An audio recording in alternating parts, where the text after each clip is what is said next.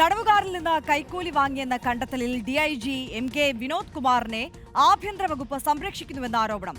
Vigilance കേസെടുത്തെങ്കിലും jail ഡിഐജിക്കെതിരായ വകുപ്പുതല നടപടി വൈകുകയാണ്. അതേസമയം വിനോദ് കുമാറിന്റെ ഭാര്യയുടെയും ബന്ധുക്കളുടെയും ബാങ്ക് ഇടപാടുകൾ വിജിലൻസ് അന്വേഷിച്ചു വരികയാണ്. ജയിലിനുള്ളിൽ പ്രതികൾക്ക് മൊബൈൽ ഫോണുകളും ലഹരിമരുന്നും എത്തിച്ചു നൽകുന്നതിൽ വിനോദ് കുമാറിന് പങ്കുണ്ടോ എന്നതിലും അന്വേഷണം നടക്കുകയാണ്. അർജുൻ കല്യാൺ നൽകും വിശദാംശങ്ങൾ. അർജുൻ, എന്തായാലും ഗുരുതര കണ്ടെത്തലുകൾ ഉണ്ടായിട്ടും വകുപ്പുതല നടപടിയിലേക്ക് പോലും കടക്കുന്നില്ല എന്നുള്ളതാണ് പ്രധാന ആക്ഷേപം. എന്തൊക്കെയാണ് വിവരങ്ങൾ?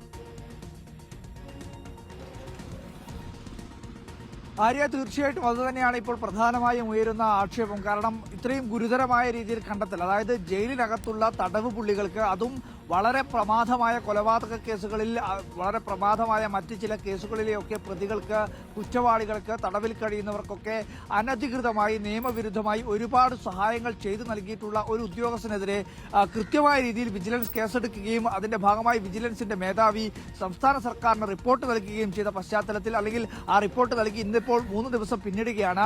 ആ ഘട്ടത്തിൽ പോലും ആ ഉദ്യോഗസ്ഥനെതിരെ ഒരു നടപടിയും വകുപ്പ് തലത്തിൽ പോലും എടുക്കുന്നതിനു വേണ്ടി സംസ്ഥാന സർക്കാർ തയ്യാറാവുന്നില്ല എന്നത് ആശ്ചര്യപ്പെടുത്തുകയാണ്, അത്ഭുതപ്പെടുത്തുകയാണ്. എന്തായാലും ഇതുമായി ബന്ധപ്പെട്ടുകൊണ്ടുള്ള അന്വേഷണം വിജിലൻസ് കാര്യക്ഷമമായ രീതിയിൽ തന്നെ മുന്നോട്ട് കൊണ്ടുപോകുന്നുണ്ട്.